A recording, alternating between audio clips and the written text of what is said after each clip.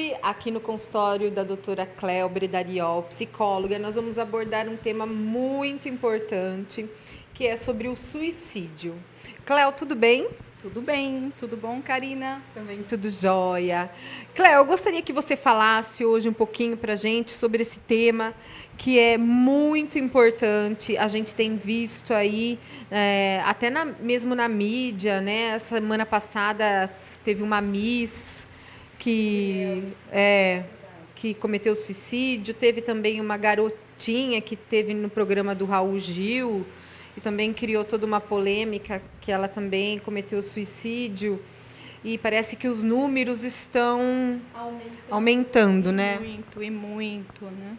Então, nós temos aí um alerta, né, dos psiquiatras, dos profissionais da área da saúde, para que a gente crie um trabalho, uma abertura, rodas de conversa, porque aumentou 200% a taxa de suicídio entre a idade de 10 a 14 anos. Gente, é muita coisa. É muita coisa. E numa faixa etária...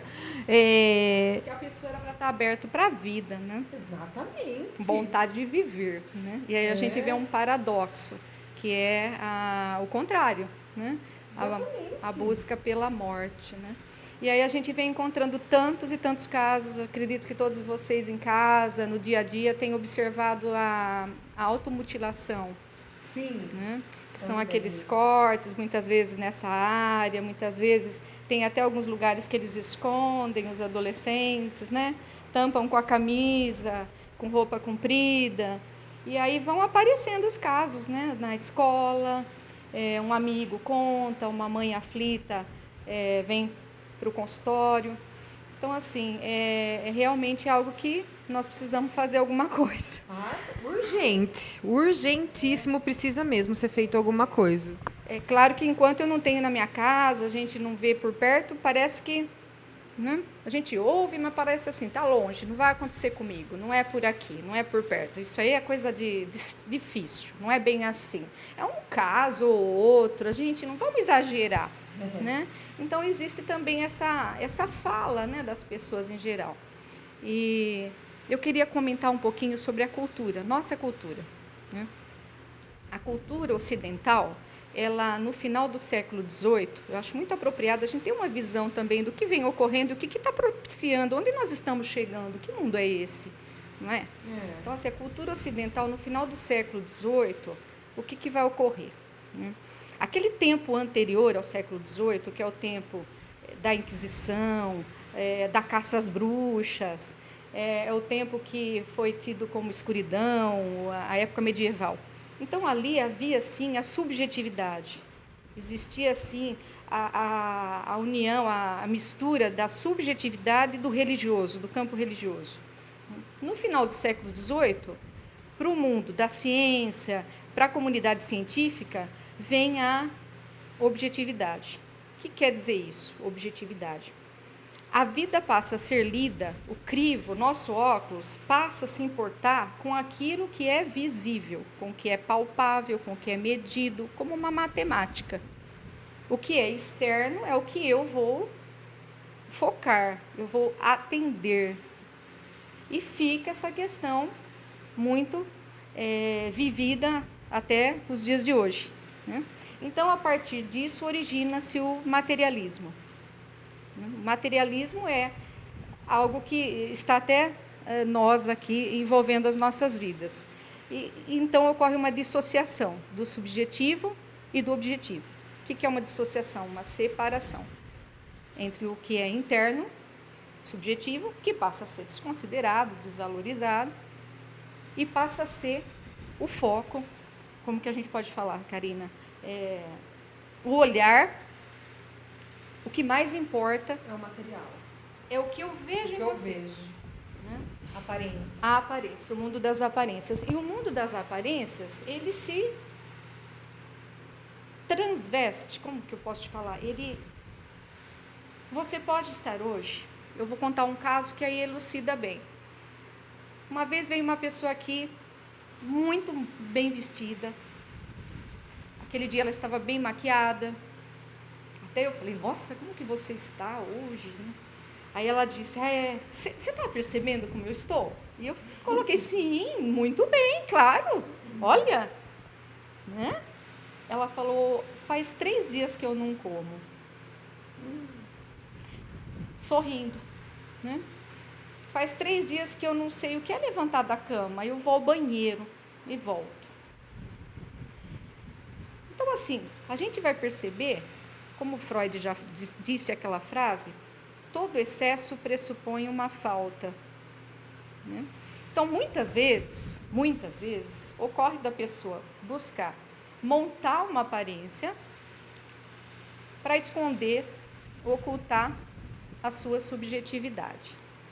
Exatamente. Então, a nossa maneira de viver, né, baniu com o materialismo, consagrou sua objetividade como ponto de referência para tudo e todos.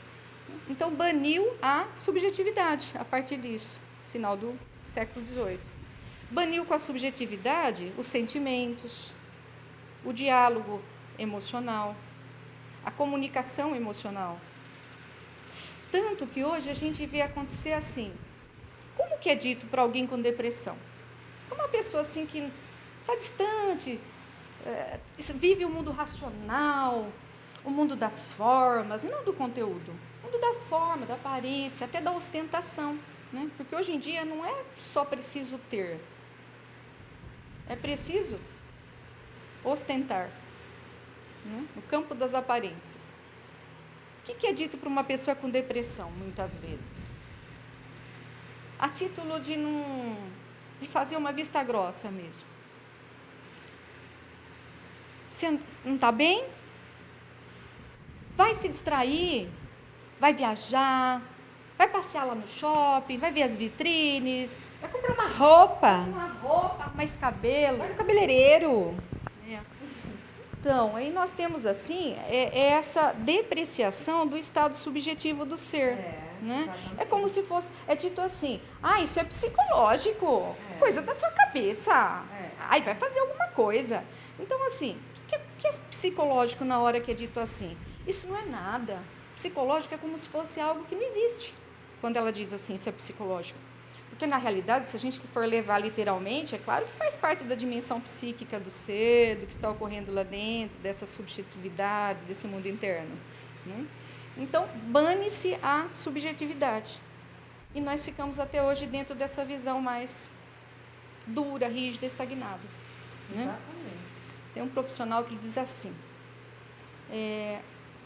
quando o afeto ele é positivo, o afeto no sentido dos pais, daquele que está com a criança, o jovem.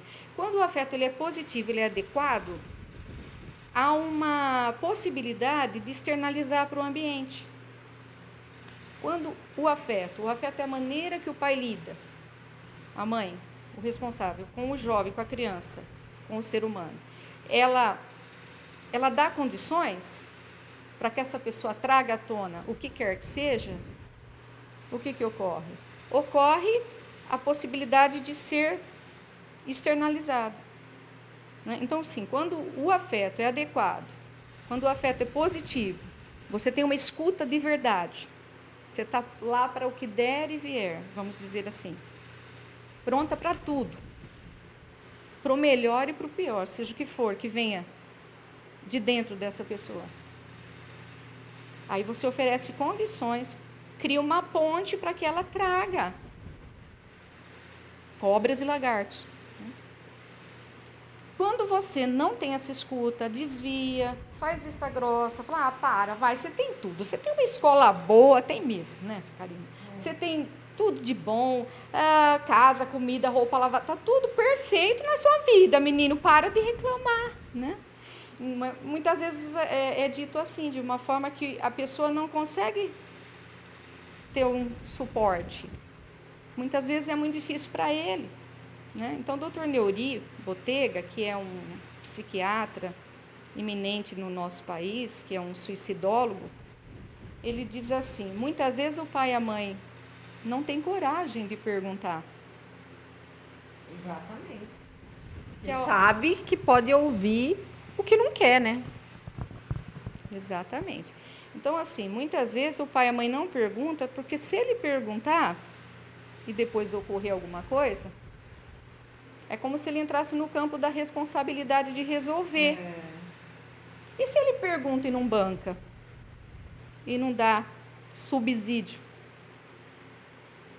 Até aí entra, né, essa questão de como os pais, nós, seres humanos, nós não estamos preparados para lidar com o lado negro, com a sombra do ser humano. Né? Então, o que seria um pai? É bom a gente olhar para isso. Um pai seria aquele condutor, orientador, líder do barco da família, que dirige o leme. Pai, mãe. O pai, a mãe, seria aquele que dá suporte. Essa palavra é uma referência muito forte. O que é suporte? Suporta. Então, o pai seria aquele que dá suporte. Essa palavra é muito forte. Suporta, ele tem a capacidade, precisaria ter, de suportar as angústias, os temores, as dúvidas, as necessidades e os sonhos dos seus filhos. Essa seria uma função materna-paterna adequada, saudável. E os filhos? Quem seriam os filhos? Os filhos seriam aqueles que conseguem expressar seus temores, angústias, sonhos, dúvidas, necessidades. E aí a gente vai olhar para o mundo e perceber que o mundo é dualista. Não dá para a gente dissociar objetividade de subjetividade. Subjetividade são os meus sentimentos. É aquilo que eu tenho comigo na hora de dormir e coloco minha cabeça no travesseiro. Então, no campo das questões humanas, é difícil separar o mundo interno do mundo externo. E nós estamos vendo os adultos infantilizados. Nós adultos estamos infantilizados. Nós também estamos olhando o celular ao mesmo tempo e nós estamos nos perdendo um pouco. Não que a gente não possa utilizar a mídia e a rede, que é muito positiva, muito construtiva também. Mas nós vemos o exagero também nos adultos, nos pais. Nós também estamos nos perdendo, sendo que nós, adultos, precisaríamos ser referência para eles. Então, no campo interno e externo, existe um diálogo. Outra coisa, não dá para a gente também levar a vida só com o lado do hedonismo. O que é o hedonismo? É a busca ao prazer e a evitação, a negação da dor. Também não é possível. Você utiliza a mídia. Tudo é rápido, veloz. Não era para a gente ter mais tempo para descansar?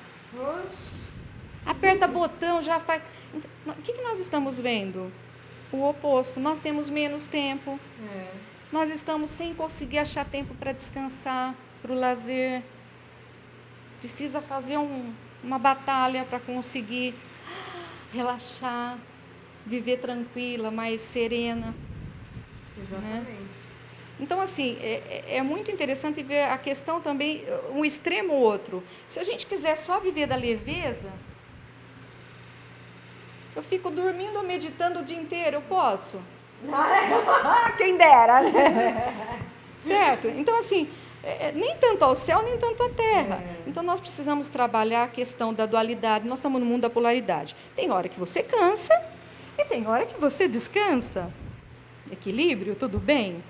Sim.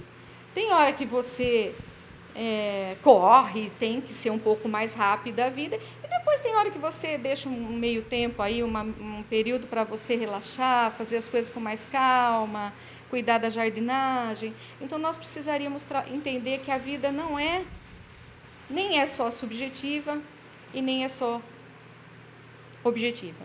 Nós precisamos cuidar dos dois campos, internos e externos. E os pais precisam se preparar, os adultos, nós todos, para perceber que o que quer que venha de dentro do nosso filho, das pessoas que estão à nossa volta, nós precisamos sentar, ter uma escuta verdadeira e não amainar. Quando ele começar a falar, isso é uma dica para todos, Quando o filho começar a falar, ele vai trazer coisas assim que você vai considerar num primeiro momento lá dentro de você absurdas. Você vai falar, minha nossa, o que eu estou ouvindo? Respira fundo e deixa sair de dentro dessa pessoa, sem julgamentos, sem críticas, tudo o que ele tiver lá dentro dele, seja o que for, que a gente tenha capacidade de suportar as angústias, seja o que for. Se for o caso, procura um profissional, um psicólogo, um terapeuta, para te oferecer, pai e mãe, 2 sessões que sejam para você conseguir essa escuta de verdade e não amainar o sofrimento. O que eu encontro? Essas crianças que estão com a questão da automutilação, o que ocorre? Ideação suicida, elas não têm onde colocar suas angústias. Muitas vezes os pais, sem querer, pai e mãe, eles erram, eu sou mãe, eu erro, todos nós somos humildes para saber disso, que nós somos imperfeitos. Mas nós não temos capacidade para ouvir o que quer que seja que saia deles. E isso tem feito com que eles somatizem, regridam mais ainda, peçam ajuda para o colega que senta ao lado na escola e não tem coragem de pedir para o pai e para a mãe. Isso tem acontecido, é real. Né?